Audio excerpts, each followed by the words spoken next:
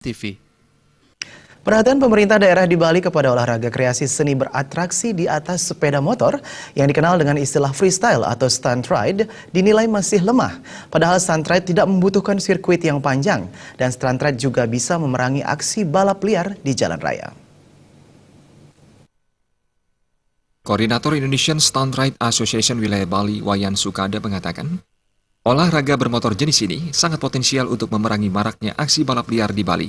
Sukada juga mengatakan, olahraga kreasi seni beratraksi di atas sepeda motor ini tidak membutuhkan sirkuit yang panjang. Dan jika pemerintah serius untuk menekan balap liar di jalan raya, sirkuit stunt ride bisa menjadi alternatif tepat. Sangat berharap kepada pihak pemerintah untuk mungkin membuat sirkuit, menampung, memberikan wadah tempat latihan mungkin di mana di plot kayak Car Free Day aja bisa, kenapa? Mungkin pasar otomotif itu dibuatin barang 3 bulan sekali atau 2 bulan sekali, sehingga balapan liar itu bisa berkurang. Pengurus IMI Bali ini juga menambahkan, olahraga stunt ride dinilai sudah banyak merubah pelaku balap liar menjadi atlet dengan segudang prestasi, baik di tingkat lokal, regional, hingga Asia.